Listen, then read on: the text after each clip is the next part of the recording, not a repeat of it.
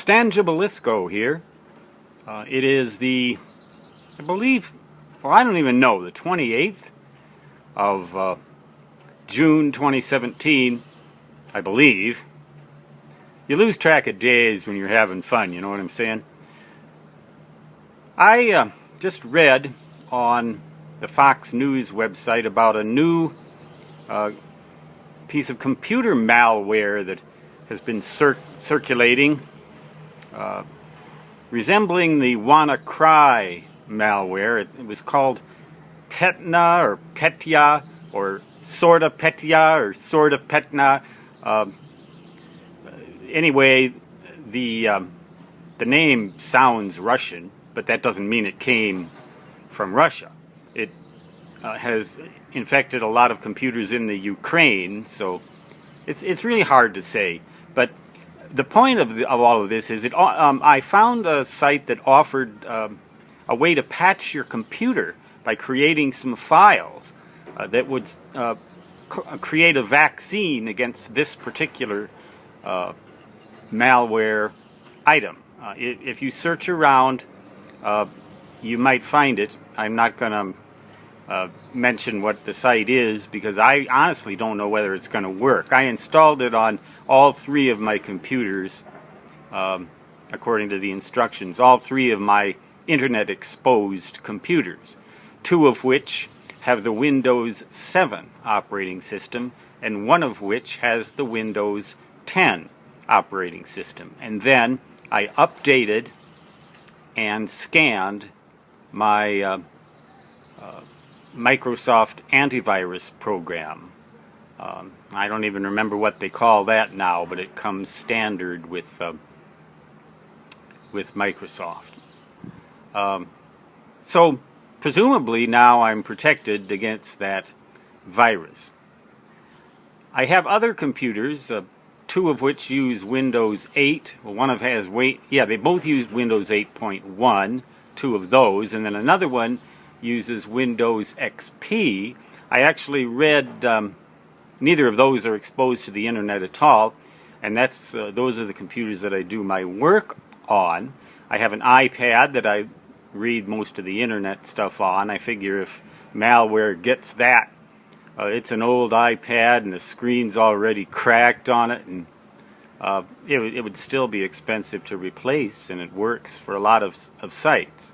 But what I'm getting at is, I'm really starting to get cynical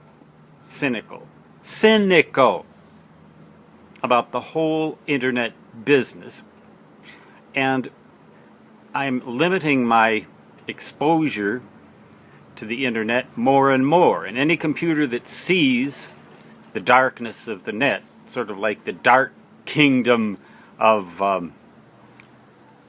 the equivalent of Sauron or Saruman, or in Lord of the Rings, the Dark Lord of the internet. Any computer that sees that I expose to the internet has no personal files on it, no critical files on it, no files that would cause me a lot of damage, personal damage or information breach damage, should the computer get infected with this particular piece of ransomware or any other form of malware.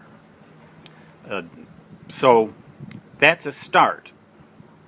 I don't suppose that it's possible to protect oneself entirely against exploitation on the internet. I even read also on foxnews.com something about how you can essentially erase yourself from the internet. Well, I don't want to go that far. And why, you may ask, do I always look at foxnews.com? It has nothing to do with politics. It has everything to do with the fact that I only look at those sites on my iPad, and my iPad will read some of Fox News files yet. It won't view the videos, though. And the other sites, like MSNBC or CNN, don't seem to show up at all on my iPad anymore, as it is an old computer, 3 or 4 years old. Its platform has evolved almost out of compatibility with all internet files. The internet is fun, but I think I should begin to treat it as a toy, like I have treated my Windows 10 computer, and all my serious work should be done on computers that never see the dark lord of the internet. I'll keep you updated if you care, or even if you don't.